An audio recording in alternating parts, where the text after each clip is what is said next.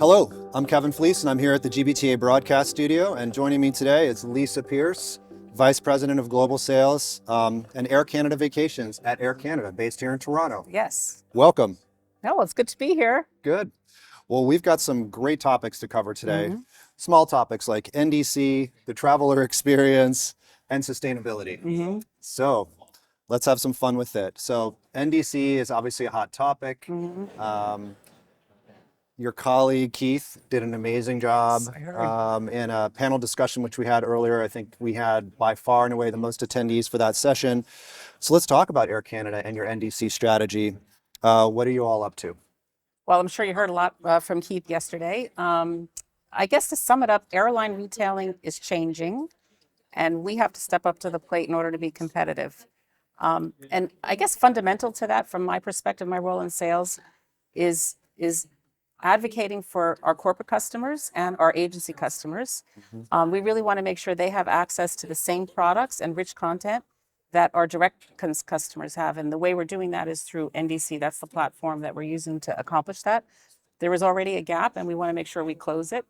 And we're really, it's about addition, not subtraction. We're doing everything. We're putting new things in NDC, not only new things that we want to do to be competitive, but also things that can't actually be operationalized in an EDIFACT environment. So closing that gap, making it available, giving different ways of connecting. We understand it's a complex ecosystem. Different agencies, different corporations have different needs. So we have multiple ways of connecting so that we can satisfy everyone's need. And we understand it's a journey and it's going to take time. Yeah. And change is difficult, but we have to start somewhere. So we're excited on June 14th to officially be launching our program and being available. We're growing our sales team to make sure that we're there for our partners, because that's a very, very important part of our program. It's a huge milestone It is. after a standard that was released, as we all know, quite some time ago. But it's great. Yeah. Congratulations. Maybe put it in terms like for the traveler, the business traveler who may have never heard of NDC. Right. How is this going to improve their experience as a traveler?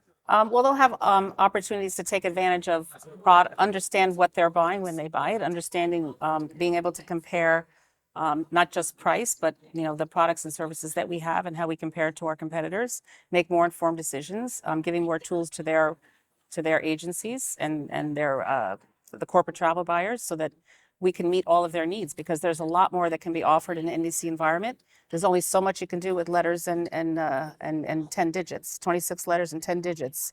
So we can do a lot more in an NDC environment.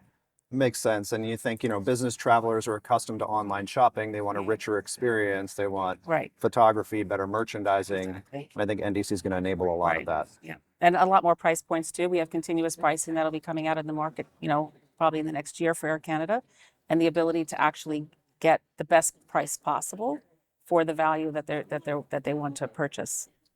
It's awesome. Well, major milestone coming up. So best of luck. I'm sure it's going to go great. Thanks. So let's talk about the busy travel season that's coming up this Yes. summer. I'm sure you have a lot of changes afoot. What are you all doing to elevate the customer experience when they're on their journey? Well, we took a lot of time to invest in technology and policies to empower our employees to deliver a better experience. And probably the biggest milestone is what we rolled out late last year, beginning of this year, is our corporate preferred program, which is specifically to address the business traveler and their experience as they travel, on their journeys for work.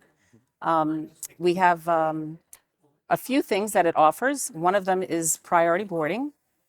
It also offers best access to the best seat, a seat in the front of the cabin, which can be perceived as better because they can get off the plane faster. Sure. And also during irregular operations, which never happen. Never. Never happens, but when they do, we want to make sure that our corporate customers and their travelers are getting recognized and accommodated, so they get priority reaccommodation in the event of an irregular operation. And also we have tools in place that actually make sure that the selection, this type of seat that they selected, is respected when there's an aircraft swap. And probably one of the things I'm most excited about is the fact that our frontline employees will know that someone is traveling for business. I mean, there are people that are road warriors that are traveling all the time, and we don't necessarily, our frontline employees don't necessarily know that. But now we'll be able to see that, both the people at the airport and on board the aircraft will know that they are actually traveling on business for one of our corporate customers. And for some of those corporate accounts, the travelers will also get those same benefits on United Airlines and Lufthansa. And, it sounds simple, but it was very complicated to deliver that. And we took the time during COVID to actually develop the technology to be able to implement that. And to align three large corporations is not an easy task. So we're quite happy and hopeful that that will help during the summer. Yeah, interlining tickets is one thing, and then having a partnership around a preferred Yeah. traveler program is a whole other thing. Yes. Very cool. So I guess the last big topic that is being discussed a lot at this conference and others is sustainability. Yeah. It's a journey. It's a multi-decade journey. But I think everyone's very interested to understand what Air Canada is doing to become a more sustainable airline. Can you talk a little bit about that? Sure. Our environmental affairs team has done a lot of work, and also all of us at Air Canada, to meet our net zero greenhouse gas emissions by 2050 goal. We are working towards a 20% target by 2030. Okay. And one of the ways we're doing that is through our Leave Less program, which gives the opportunity for our corporate customers to offset some of the carbon emissions that they generate when they're traveling for business.